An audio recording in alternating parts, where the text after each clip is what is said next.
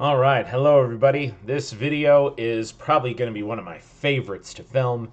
It is my lesson series about the fall of Rome and the beginning of the Dark Ages. I really deep dive into why the Roman Empire failed, and I sort of have this way of teaching it where I ask, like, is the United States maybe destined for this same course of events? Will history repeat itself to a degree? So yeah, and how I typically teach this to my students is I write this big question on the board. I say, why did Rome fall? And that's the whole point of this lesson. It's, you watch this, you learn this, and you write an essay for me explaining the bad decisions that were made by the Roman Empire 1600 years ago. All right, let's check it out. So this is what ultimately ends up happening. Rome goes to crap, and a whole lot of bad things happen. Okay, so yeah, this Prezi is not color coded at all. Usually, I have this sort of color code scenario, but here I also do my best to sort of teach students some of their own note taking structures. I show them kind of some examples of mine. I don't feel I can comfortably do that in a video, but yeah, I would encourage students to take notes their own way. All right, so yeah, this is what I already mentioned. Why did Rome fall? That's what it's going to be, and I also do some like essay writing skills if we were actually in the classroom. All right, let's do it. So, Constantine, if you remember him, he's the guy who converted to Christianity. He decided that the Roman Empire was just too darn big and difficult to manage. There was a lot more wealth and fancy stuff in the eastern half, and the western half, where the city of Rome was just kind of corrupt and nothing was changing. So Constantine's first decision was just split the country in half. He said, I'm going to have the wealthy, new, fancy part. All you old Romans deal with your own dang problems. So I have to make this point quite clear that the Constantine, this eastern half, which is sort of like Egypt and Turkey and Greece, that side of Rome continues to be a functioning government until like about the year 1500. So they last another 1,000 years. This whole Prezi series is about what went wrong in the western half of the Roman Empire, and that part actually had the city of Rome in it, and as we'll see, a lot of bad choices are going to get made. So here's Constantine splitting it up, and now we have two Roman empires, but I'm really focusing all about what happened in Western Rome, which is, especially where the city of Rome is. So let's keep going. Yeah, here's sort of an example of how you could have written notes on that. I'll just keep moving up. Yeah, I've already just mentioned this one as well too. So I'm really only talking about the fall of the Western Roman Empire. The Eastern Roman Empire, yep, they continue on until relatively recently in world history, actually. Yeah, here's another example of how you could write notes about that. So keep moving on. Okay, so Western Rome was desperately broke. They were in debt to literally everyone. And yes, it was the main reason why Constantine cut them out. He realized that it was a part of the country that was just losing money, and he said, I just want to be in the part where we're actually gaining money. Another terrible decision that they made in the Roman Empire was between 200 and 400 AD, they went to a lot of really wealthy Romans and they made this deal with them. They said, hey, if you pay the Roman government $1 million one time, then you and all your descendants will never pay taxes again for the rest of all time.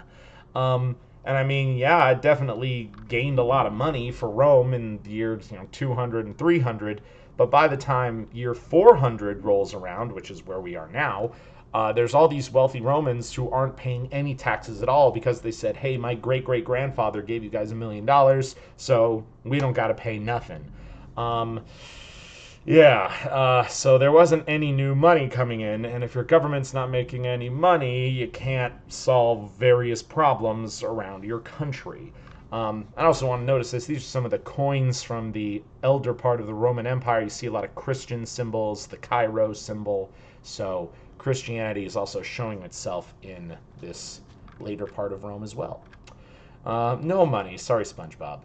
Yeah, and there's sort of how you could have taken notes about it. So moving on.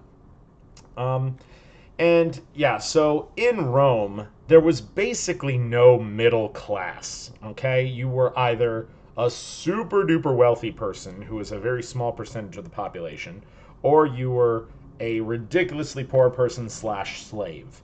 Not a lot of people operating in the middle. And there were several slave uprisings during this period. And also, like, the weird thing about the super wealthy part of society is they're never satisfied. You know, you would think, oh, I have $10 million, I'm good for the rest of my life. Well, they want to get $100 million. It's always this competition over who can be the most wealthy and have the biggest house and the most slaves. And interesting fact, three of the first popes were former slaves themselves. So the poor part of society was sort of uniting with Christianity and saying, like, hey, this message that we're all equal in God's eyes, really tried to fight against slavery. And it created definitely a lot of bickering and conflict between the wealthy class and the poor class.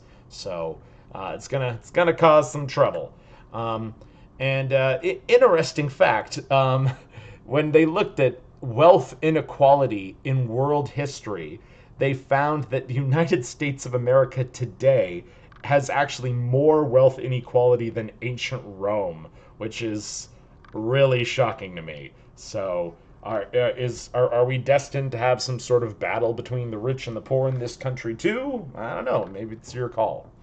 Okay, so in 300 AD, it was a crime punishable by death to be a Christian. So this was like right before Constantine's time.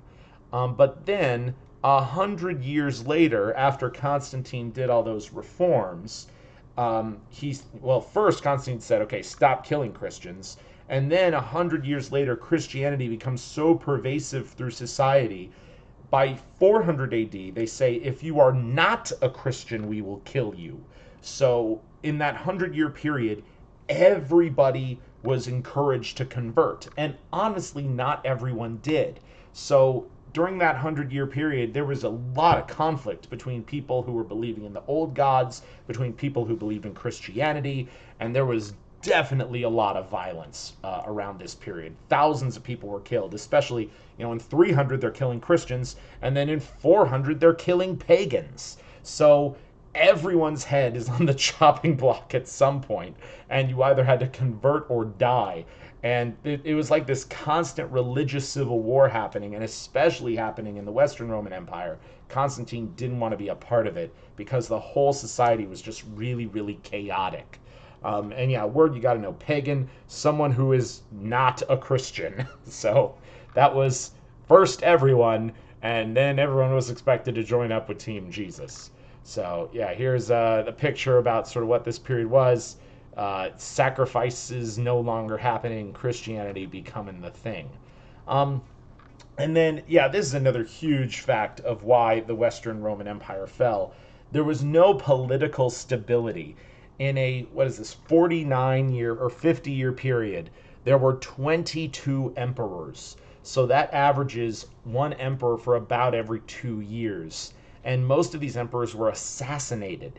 And without consistent leadership, you can't really have someone solve the problems of society. You can't have someone deal with the wealth inequality, deal with the religious violence, because they're always just getting assassinated and wiped out. And yeah, without leadership, your society is bound to fall apart. So here's dude getting murdered, blood in the streets of Rome.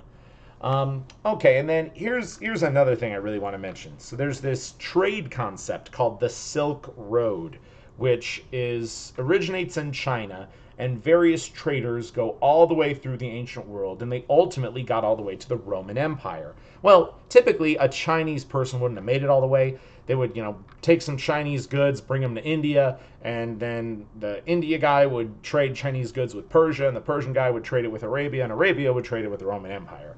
And Roman people loved these Chinese goods. So the Roman people would give away their gold, silver, their valuables, get these Chinese goods, and that gold and silver would eventually make its way all the way back to China.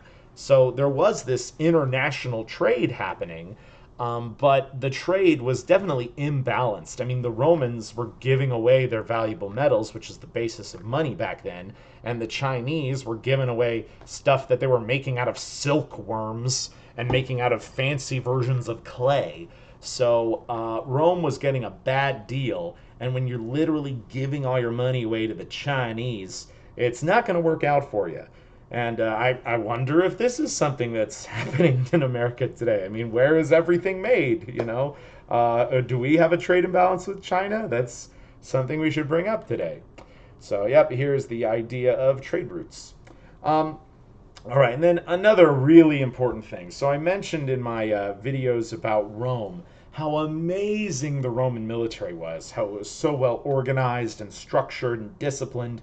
Well, Rome lost that military structure and that military discipline because during their time where they went to war with Carthage, the whole society was militarized, the whole society was all about the fight. But after so many years of peace, talking about 500 years of relative peace, the Roman people invested less and less money in their military. And they reduced the size of their military, they reduced their training, they reduced the requirements, they reduced the amount of money they paid soldiers, they didn't give soldiers pensions anymore. And also, like, Rome did this thing too, where when there was these tribes of barbarian people along their borders, they would say, "Hey, barbarians, you want to defend Rome? We'll pay you some money." And I mean, yeah, they took the money, but they didn't really have their hearts in defending Rome. And in fact, a lot of these barbarians are going to betray the Roman military as history goes on. So, yeah, and also, as I mentioned, the Roman people, they were either super duper poor, super duper rich. The rich kids don't want to join the military, and the super poor people say that's not enough money for me to join the military. So it wasn't a part of their culture anymore, and it's going to cost them dearly. So, yep, here's the changes to the Roman Empire happening with their soldiers. Here's a primary source. We're going to deep dive into primary sources all through this course from the Journal of Vegetus Marius, a Roman doctor. So let's check it out. Since the beginning of our country, soldiers wore heavy armor, but negligence and sloth having by degrees introduced a total relaxation of discipline, the soldiers began to think their armor too heavy, as they seldom put it on. In consequence of this, our troops in their engagements with barbarians were often overwhelmed with their showers of arrows, nor was the necessity of obliging the infantry to resume their cuirasses, that's a fancy name for armor, and helmets discovered, notwithstanding such repeated defeats which brought on the destruction of so many great cities. Troops defenseless and exposed to all weapons of the enemy are more disposed to run away than to fight. So I mean, it's right there. Like, is the I would like to think the American military today is still pretty good, but if our military starts to relax, are we gonna have the same fate as Rome? I mean, do you want to not have the best military in the world? Because that's what happened to the Romans, no doubt. All right, and then here's another story I just love to share. So there's this queen of the Celtic people, so she was kind of Britain and Ireland way back in the day, named Boudica. And by all accounts, Boudica is just the greatest red-haired woman of all time. She led this revolt against the Romans. Her revolt failed, but the Romans had to send a whole lot of their military resources to this far edge of the empire they thought was under control. And let me tell you the story of Boudica. So she was the queen of the I want to say the Sinai tribe, and some Roman soldiers, especially the Roman governor in that area, was just by all accounts a total douchebag, and he raped her daughters. So she wasn't about to like deal with that dude. She united the Celtic people, put on her war paint, and went to town. She destroyed 3 Roman provinces in the Western Roman Empire, did some pretty terrible damage to Rome, and they didn't have any money to repair it. And when the Roman military showed up, they did destroy her army, and they did crucify her. But even though she failed, it definitely was kind of the first big crack in the organization of the Western Roman Empire. So here she is, the badass red-haired girl rising up, fighting back against the Romans. Boudica. Oh gosh, just the best. And yep, there's another image of her just being awesome. Barbarians get it. Okay, so here's another point that I want to bring up. Global warming may have caused the Roman Empire to fall.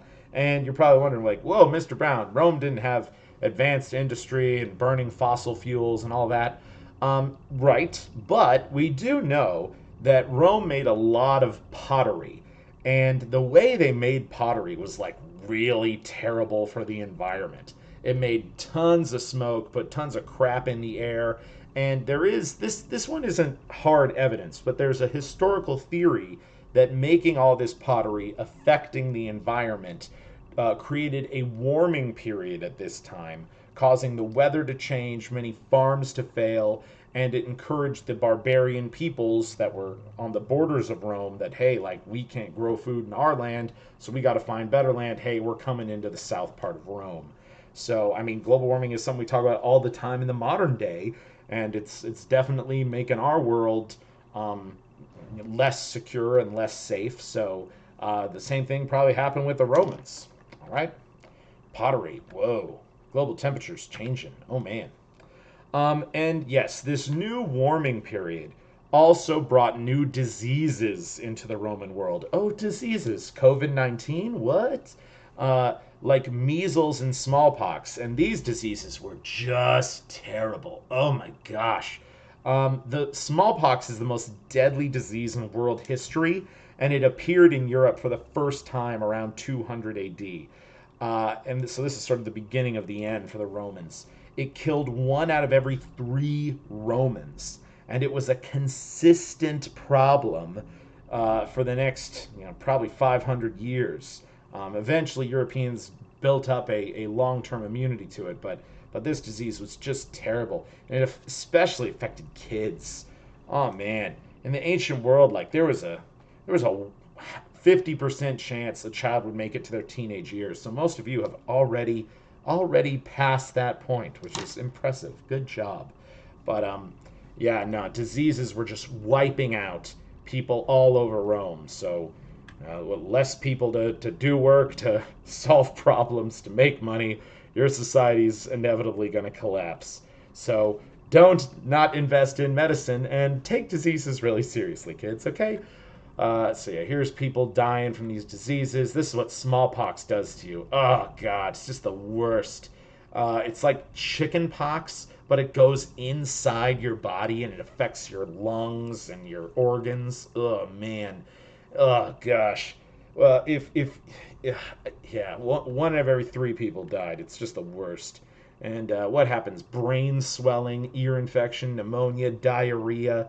Ugh, terrible. Thankfully, this disease does not exist in the world anymore today. We created a vaccine. I'm glad that measles and smallpox are generally not a concern. Get vaccinated. I highly encourage it. Um, all right, and then Boudica was not the only military problem happening with the Romans. There was all kinds of new invasions happening all along Rome's borders. They were getting attacked from the east by the Sassanid Persians and from the north by the Germanic tribes. And the Germanic tribes, they just came one after the other. And if you guys remember my story about Germanicus, Germanicus was really intelligent in how he fought 2 invading German tribes at the same time. But this point in history, Rome doesn't have any really smart leaders anymore. And these barbarian tribes just come in one after the other, and the Roman military just crumbles. As I said in that previous document, the Roman soldiers weren't even trained how to wear their armor, so they're not even going to fight well at all. The Visigoths, Ostrogoths, the Vandals, well, Vandal, guess what they did? The Burgundians, Lombardians, the Franks, they all came in and they just wasted huge swaths of the Roman Empire. Um, yeah, and these barbarians were also much stronger than before. They were better organized. They had better military discipline than the Roman army, which is just beyond me. Their equipment was superior to the Romans. They had this better version of steel. And this changing weather made them more desperate to get into Roman land. They could no longer support their people in their lands of Germany, of Poland, of parts of Russia. So coming into Rome, trying to find that better weather land. Yep, there it is. And then, yeah, they forced their way into Rome's borders through war and negotiation, replacing the civilized society with new peoples, with different cultures, with different languages. The Roman Empire, everybody spoke Latin, but now in Europe today, there's all kinds of different languages, and a lot of those languages stem from these barbarian invasions and these barbarian peoples settling different parts of Europe. And these treaties, eventually these barbarians would move in, they'd make a treaty with Rome, but they would break the treaty. Either Rome would break it, the barbarians would break it. It changed like every time. And yeah, they established their own kingdoms within Rome. So Rome's just starting to break apart piece by piece by piece. And the Roman military was not competent enough to stop these people. So they're giving up swaths of their land and their territories. It was not looking good for the Romans. All right. So yep, here's all these barbarian invasions coming in, and then boom, Rome military defeated. Here's a very famous Germanic barbarian. His name is Attila the Hun. You've probably heard of him before in something. Well, and actually, the Huns, were they Germanic or were they Mongolican? I think they were. History interprets them as both ways. Regardless, they came from the east. And I think historically speaking, they did attack China around the year 200 and they failed. So they went all the way to the other side of the world on their horses and they found Rome around the year 400 AD. And Attila was their leader. He was this just hardcore, crazy warrior man. And Attila broke through the Roman lines with his horse soldiers and just went deep into Rome, sacked cities, stole things, murdered things, terrible, terrible damage.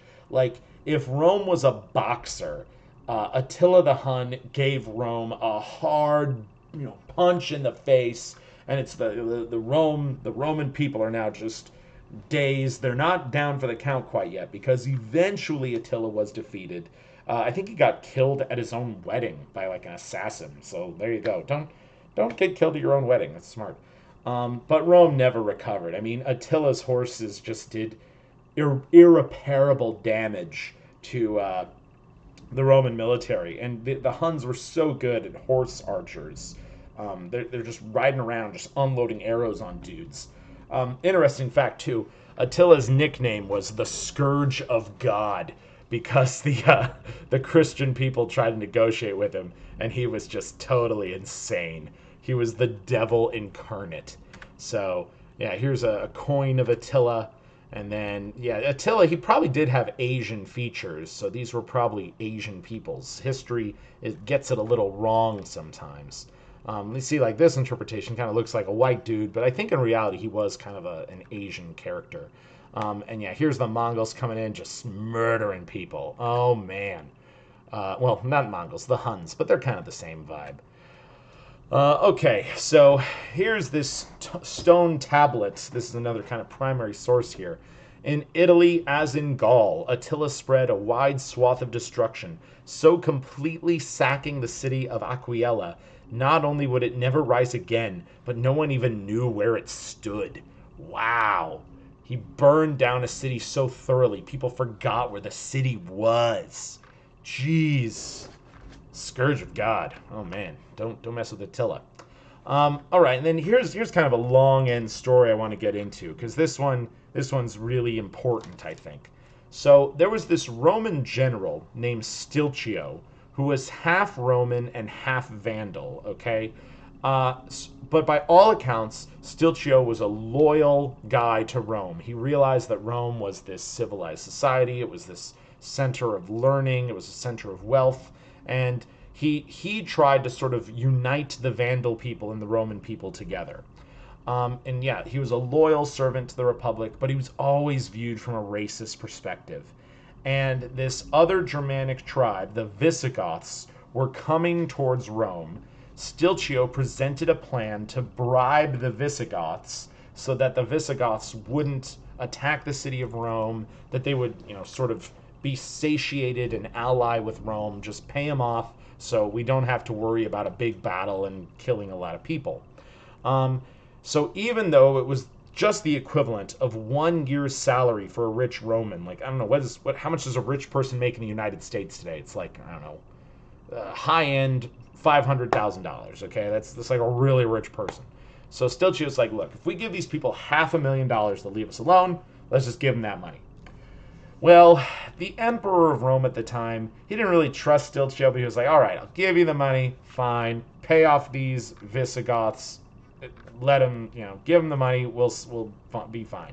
So Stilchio takes the money and he's on his way to meet the Visigoths. But while he's on his way, the emperor, a guy named Honorius, this guy had no honor.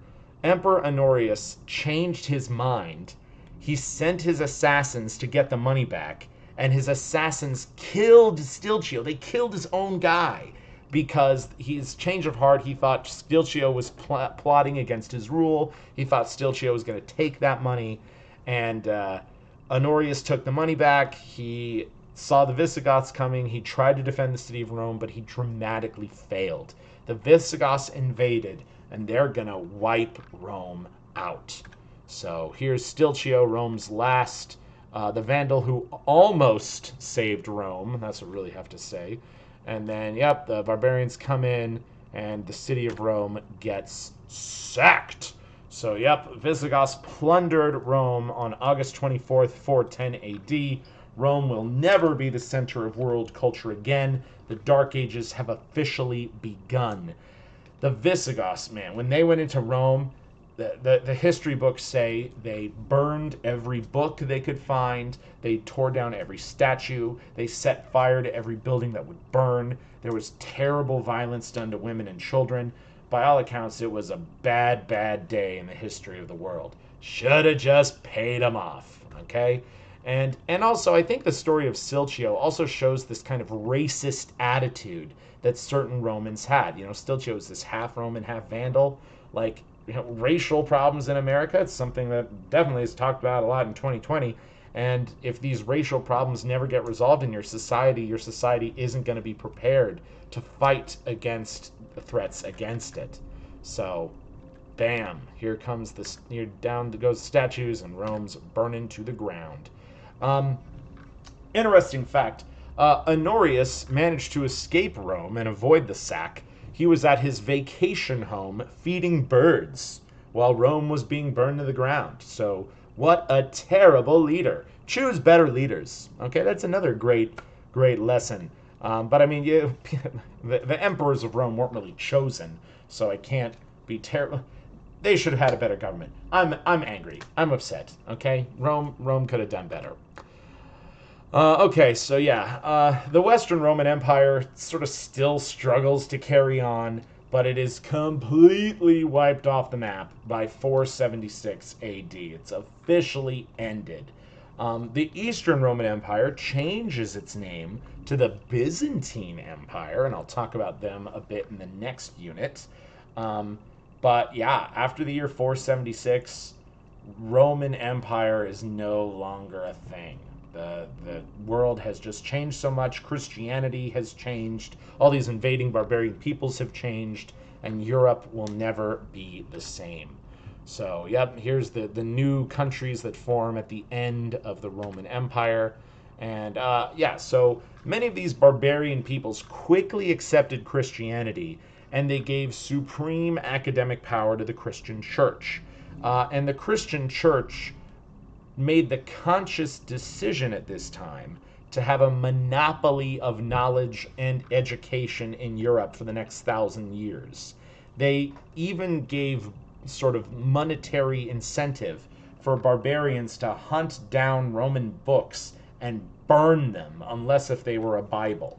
They saw all the knowledge of these old gods and the Roman people as a threat to Christian traditions.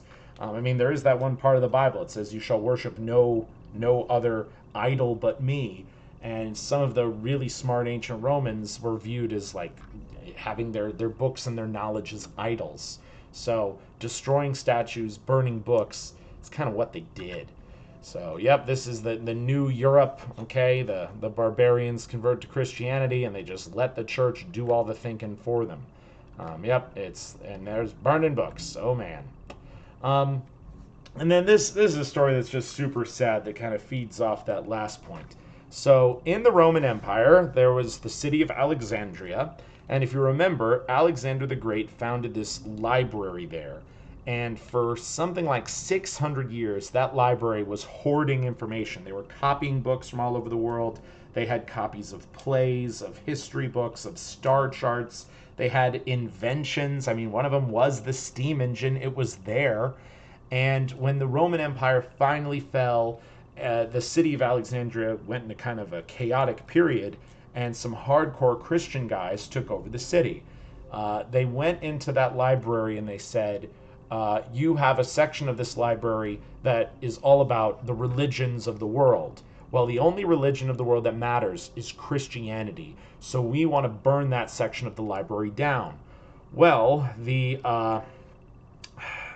this is such a terrible story. It happened though.